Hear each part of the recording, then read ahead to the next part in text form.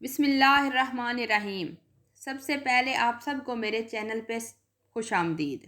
جنہوں نے میرے چینل کو سبسکرائب نہیں کیا پلیز جلدی سے میرے چینل کو سبسکرائب کر دیں اور ساتھ گھنٹی کے بٹن کو بھی پریس کر دیں تاکہ میری روز نئی آنے والی ویڈیوز کا نوٹیفیکیشن آپ تک بآسانی پہنچ سکے۔ تو اب چلتے ہیں اپنی ویڈیو کی جانب۔ ہماری آج کی ویڈیو ہے تابوت سکینہ۔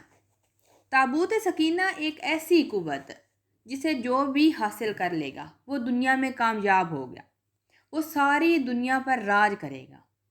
اسلام کے مطابق اس کے اصل حقدار کون ہیں اور یہ قیامت سے پہلے کس کو ملے گا، اس ویڈیو میں ہم آپ کو بتائیں گے۔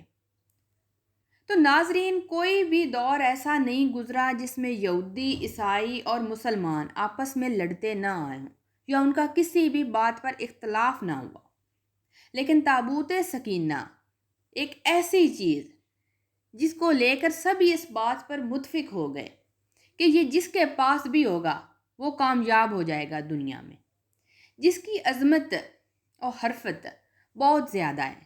اس تابوت سکینہ کو اس لیے بھی تابوت سکینہ کہا گیا ہے کہ اس سے لوگوں کے دلوں میں سکون پیدا ہوتا تھا۔ انگلش میں اس کو دی آرک آف کمینین بھی کہا گیا ہے۔ روایات کے مطابق تابوت سکینہ کو حضرت آدم علیہ السلام کے نام سے منسوب کیا جاتا ہے اور کہا جاتا ہے کہ اس مقدس تابوت کو حضرت آدم علیہ السلام جنت سے لے کر آئے تھے، اور یہ جنت کی ہی شمشاد کی لکڑی سے بنا ہوا ایک بھاری صندوق ہے، اور وفات تک یہ حضرت آدم علیہ السلام کے پاس ہی رہا۔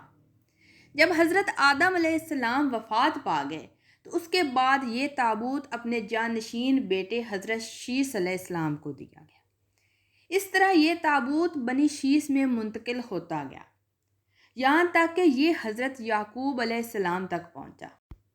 حضرت یعقوب علیہ السلام کے بعد یہ تابوت حضرت موسیٰ علیہ السلام کے پاس پہنچا اور یہ بنی اسرائیل کی ملکیت بن گیا۔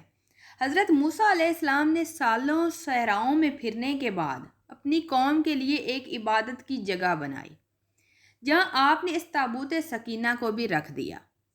بعد ازاں اسی جگہ کو حضرت داؤد اور حضرت سلیمان علیہ السلام نے ایک عظیم الشان جگہ میں بنایا، تبدیل کیا، جس کو ہیکل سلیمانی کا نام دیا جاتا ہے۔ جس عمارت کے بارے میں یہ روایات ہیں اور قرآن مجید کی روح سے بھی یہ ثابت ہوتا ہے کہ یہ عمارت جنات نے بنائی تھی، جس میں قیمتی پتھر، یاقوت، زمرد اور سونے چاندی کی تختیوں کی دیواریں تھیں، اور اس ہیکل سلیمانی میں روشنی اس قدر زیادہ تھی کہ رات کو بھی روشنی کی ضرورت نہیں پڑتی تھی۔ ایک خاص کمرے میں اس تابوت سکینہ کو بھی رکھا گیا تھا، اس خاص کمرے کو القدوس کہا جاتا تھا۔ سوال یہ ہے کہ تابوت سکینہ میں تھا کیا؟ بنی اسرائیل اس کو مقدس سمجھتے کیوں تھے؟ دراصل اس تابوت میں پیغمبروں کے تبرکات تھے، جن میں لوح قرآنی، تورات کی تختیاں، حضرت یوسف علیہ السلام کا کرتا، من و سلوہ، ہارون کا قبہ، موسیٰ کا عصا اور امامہ، اور حضرت سلیمان علیہ السلام کی انگوٹھی۔ اس کے علاوہ بہت سے پیغمبروں کی صورتوں کے حلیے بھی بنے ہوئے تھے اس تابوت سکینہ میں۔ یہ بنی اسرائیل کے لیے بہت ہی مقدس تھا۔ بنی اسرائیل کی جب بھی کسی سے لڑائی یا جنگ ہوتی تو وہ اس صندوق کو تبرک کے طور پر اپنے آگے رکھ لیتے، جس سے ایسا ظہور پیدا ہوتا کہ بنی اسرائیل کے جوانوں میں دلی سکون اور اطمینان پیدا ہو جاتا، اور وہ اپنے ساتھ جو بھی جنگ ہوتی اس میں کامیابی سے ہمکنار ہوتے۔ وہ اس تابوت سکینہ کو وسیلہ بنا کر دعائیں مانگتے تھے اور ان کی دعائیں قبول بھی ہوتی تھی، اور جب تک یہ تابوت سکینہ اسرائیلیوں کے پاس رہا وہ ہر قوم پر غالب رہے۔ لیکن جب قوم اسرائیل میں طرح طرح کی برائیاں پیدا ہوگی اور وہ اللہ کی نافرمانی میں دنسنے لگے تو اللہ کے کرم سے ایک قوم عمالقہ کے کفار نے ان پر حملہ کر دیا، اور یہ حملہ بہت ہی بڑا تھا، جس حملے کو لشکر جرار کے ساتھ سے منسوب کیا جاتا ہے۔ انہوں نے بنی اسرائیل کا قتل عام کیا، بنی اسرائیل کی بستیوں کو بھی آگ لگائی، عمارتوں کو توڑ پھوڑ کر سارے شہر کو نیست و نابود کر دیا، اور اس میں مسجد اقصیٰ بھی تقریباً انہوں نے ساری گرا دی، صرف اس کی 4 دیواری تھی جو بچ گئی تھی، اور اس مقدس تابوت کو اٹھا کر اپنے ساتھ لے گئے۔ انہوں نے اس مقدس صندوق کو نجاستوں کے ڈھیر میں ڈال دیا اور پھر اس کی بے ادبی کرنے لگے۔ اس کے بعد قوم مالکہ پر یہ تابوت سکینہ کی بے ادبی کرنے کا بہت بڑا قہر نازل ہوا۔ قوم مالکہ کے تقریباً 5 شہر موذی امراض میں مبتلا ہو کر تباہ ہو گئے۔ تب ان کافروں کو اس بات کا بھی یقین ہو گیا کہ یہ تابوت کی بے ادبی کا نتیجہ ہی ہے جو انہوں نے کی ہے، تو ان کافروں کی آنکھیں کھل گئی، لہٰذا انہوں نے اس صندوق کو ایک بیل گاڑی پر باندھ کر اس کو بنی اسرائیل کی بستیوں کی طرف روانہ کر دیا۔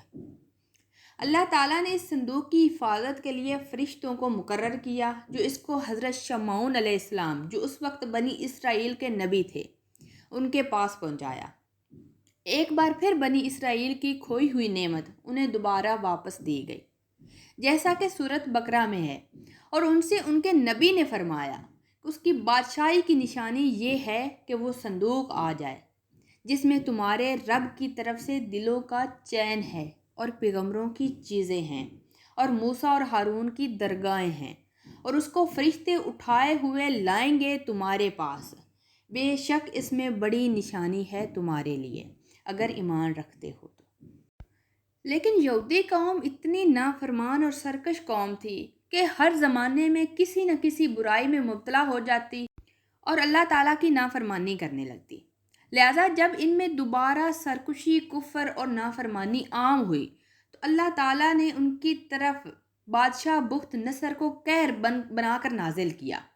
بخت نصر نے یروشلم پر حملہ کر دیا اور اس شہر کو مکمل طور پر نیست و نابود کر دیا اور 5 سے 6 لاکھ یہودیوں کا قتل عام کیا۔ لاکھوں یہودیوں، بچوں اور عورتوں کو اپنے ساتھ قیدی بنا کر بابل لے گیا۔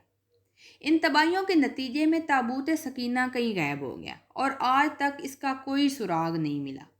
یہودی ماہرین آثار قدیمہ آج بھی اس کو تلاش کرنے میں سرگرم عمل ہیں تاکہ وہ اس کو ڈھونڈ کر اپنی اسی روحانیت کو دوبارہ حاصل کر سکیں اور ایک بار پھر ساری دنیا پر راج کر سکیں جو ان کو کبھی اللہ تعالیٰ نے عطا کی تھی۔ تابوت سکینہ کہاں ہے؟ مختلف قیاس آرائیاں ہیں اور رائے ملتی ہے، جبکہ حقیقت میں اللہ کی ذات کے سوا کوئی نہیں جانتا کہ تابوت سکینہ اس وقت کہاں ہے۔ بعض کا خیال ہے کہ اسے بخت نصر کے بعد ایتھوپیا کے ایک چرچ میں رکھ دیا گیا تھا اور آج بھی وہ وہاں موجود ہے۔ بعض افراد کا یہ کہنا ماننا ہے کہ جاپان کی پہاڑیوں میں جاپان کے بادشاہ نے اس کو دفن کروا دیا تھا۔ بے شک اللہ غیب کا علم رکھنے اور جاننے والا ہے۔